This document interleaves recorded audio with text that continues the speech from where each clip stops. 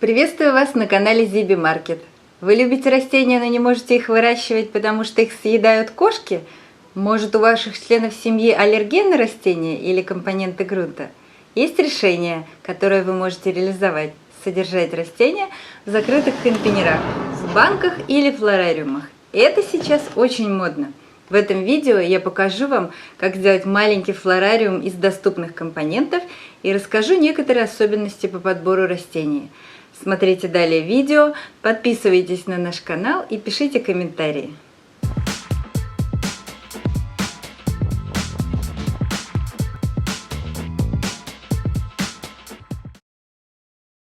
Сейчас я вам покажу, как можно использовать банку для такого выращивания. Нам понадобится большая банка, мы купили ее в магазине IKEA. Крышка может быть стеклянная или пробковая. Перлит. Мох свежий или вот такой подсушенный. И керамзит. Керамзит можно использовать разного размера. Покрупнее, мелкий. Мы взяли керамзит из IKEA, потому что он ровный.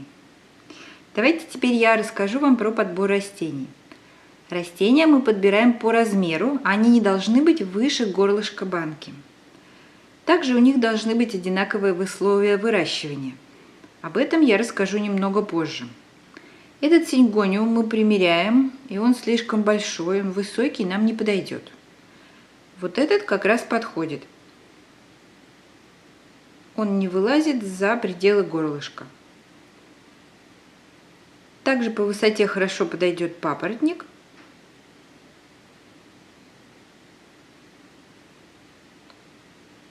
И пеперомия Хоуп отлично подходит.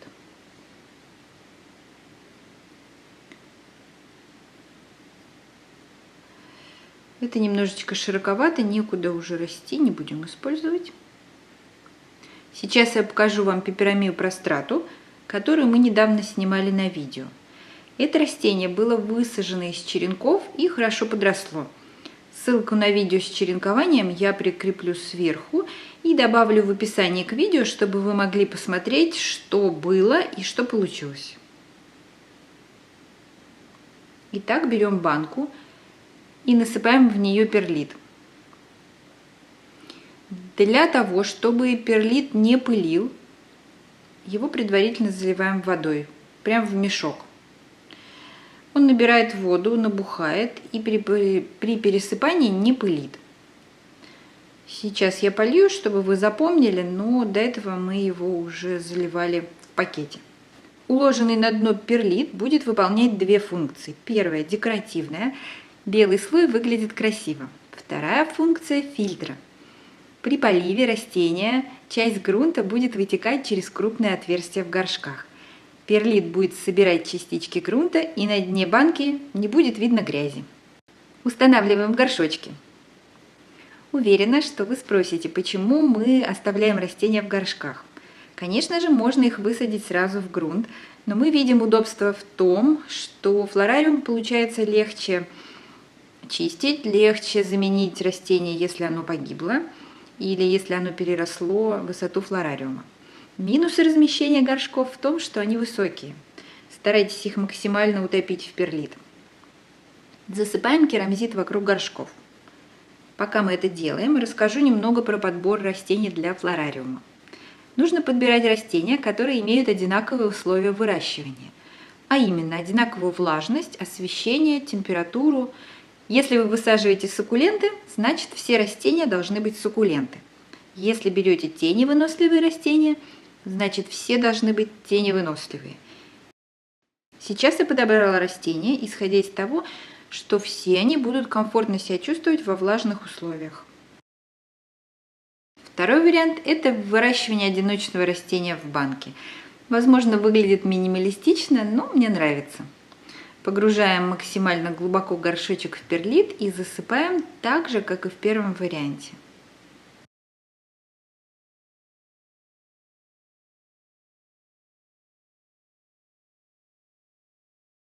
В завершение сверху грунт в горшках накрываем мхом. Это создаст красивый декоративный слой, который мы будем видеть сбоку банки. Мох даст возможность растениям лежать не на керамзите, то есть листья будут контактировать с мхом, это для них более естественные условия среды. Закрывать крышкой полностью или частично решать вам. Если крышка закрыта или почти закрыта, испаряться влага будет плохо, значит полив растениям не нужен или крайне редкий. Теперь я покажу вам третий вариант, и высаживать мы будем другие растения. Это будет орхидеи, и мы будем их высаживать без горшков. Нам понадобится банка, перлит, который мы замочили водой, чтобы он не пылил, и сейчас еще польем для того, чтобы он хорошо укладывался на дно банки. Кокосовое волокно.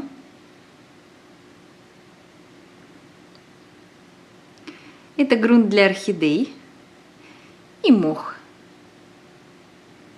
Вот эту маленькую орхидею мы будем высаживать, а также лудизию.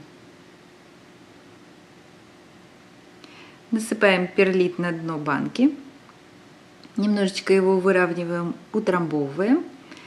Укладываем кокосовое волокно, оно будет как дно горшочка. По периметру насыпаем керамзит. Центр оставляем свободным. Теперь в серединочку насыпаем грунт для орхидей.